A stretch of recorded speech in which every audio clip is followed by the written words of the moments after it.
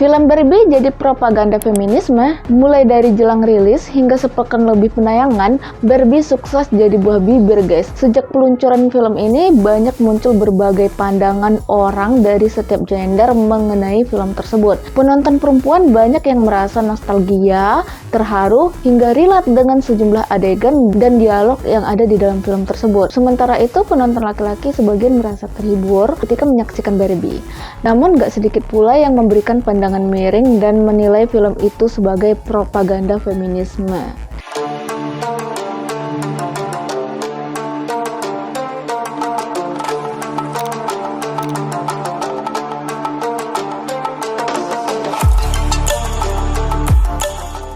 Assalamualaikum warahmatullahi wabarakatuh. Gimana kabar kalian? Semoga dalam keadaan baik ya. Terima kasih buat kalian yang udah mampir di channel aku. Dan buat yang baru singgah ke channel ini, pastikan kalian subscribe video aku, like, dan nyalakan tombol loncengnya agar aku lebih semangat lagi dalam mengembangkan channel ini.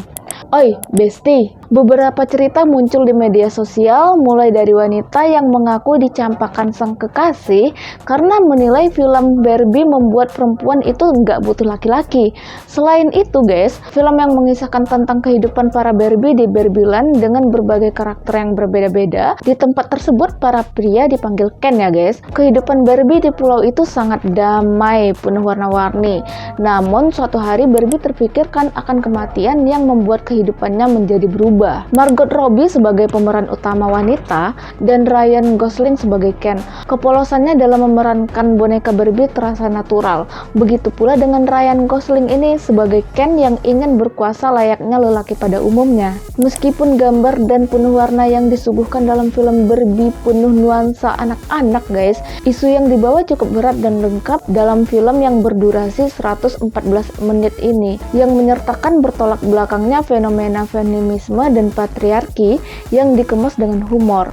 Film ini menjadikan karya satir yang cerdas tentang konsumerisme dan patriarki ketika Barbie menghadapi realitas kehidupan di luar Barbieland yang tak seperti apa yang ia bayangkan. Ditunjukkan bahwa film ini mencoba untuk meliputi segala permasalahan seperti peran gender, patriarki, inklusi, keserakahan perusahaan, dan peran metal di dalamnya guys. Gagasan yang dimunculkan adalah wanita yang selalu dituntut banyak hal dan terkadang menjadi objek seksual yang membuat ketidakadilan gender. Sedangkan di film ini diceritakan bahwa di dalam dunia Barbie, wanita memegang peran atas segalanya dan nggak ada patriarki sama sekali. Jadi sangat berbanding terbalik banget ya guys yang terjadi di dunia nyata. Gagasan feminisme yang tersirat dalam film Barbie menyiratkan bahwa kaum wanita nggak butuh pria dalam hidup mereka, serta bisa mencapai apapun yang ia inginkan tanpa ada pengaruh patriarki yang menyulut banyak kritik. Padahal film ini nggak sepenuhnya menggambarkan stigma perempuan mandiri yang tidak butuh laki-laki guys. Greta dan Noah Baumbach selaku penulis membalikkan kondisi saat berada di basecamp pulang sendirian ke Barbieland dari dunia nyata dengan membawa pemahaman patriarki. Ken dan kaumnya kemudian menguasai dunia fantasi tersebut. Sebelumnya Barbie dikisahkan menguasai dunia itu guys, sementara para Ken hanya sibuk mencari perhatian para Barbie. Keseimbangan gender ditunjukkan saat stereotipikal Barbie tersadarkan oleh monolog memukau dari Gloria yang dipesankan oleh America Ferrera. Monolog itu mengandung pesan tentang bagaimana rumitnya menjadi perempuan di dunia nyata guys. Nah, sejak saat itu satu persatu Barbie mulai memahami nih bahwa dunia mereka harus kembali direbut. Namun yang menarik di sini stereotypical Barbie menyadari bahwa kemenangan para Barbie merebut kembali Barbieland itu dari kaum Ken justru nggak menyelesaikan masalah. Produser film dan juga aktivis gender Tunggal Pawestri saat berkorespondensi jika dibilang bahwa kisah film Barbie ini membuat cewek nggak butuh cowok.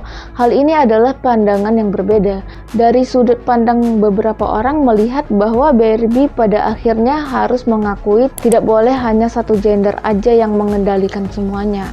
Bahkan di dunia fantasi Barbieland, cowok yaitu Ken tadi harus dilibatkan lebih aktif dalam kehidupannya, terutama saat Barbie pada akhirnya juga setuju untuk tidak lagi membuat girl night party. Not every night has to be girl night gitu guys. Harusnya justru menampilkan gimana nilai feminisme yang dibawa para Barbie Dengan pemahaman versi baru ini membebaskan Ken dari toxic masculinity, guys. Gimana menurut kalian? Apakah film ini betul-betul menyiratkan gagasan sensitif tentang feminisme dan isu krusial lainnya, ataukah hanya murni film komedi sebagai bentuk boneka Barbie? Apakah kalian akan tetap membeli boneka Barbie atau melihatnya sebagai objek itu sebagai kehidupan yang rumit, guys? Bisa tulis di kolom komentar ya, guys. So, sekian video dari aku. Kalau ada yang kurang atau mau ditambahkan bisa tulis di kolom komentar bawah ya, guys. Assalamualaikum warahmatullahi wabarakatuh.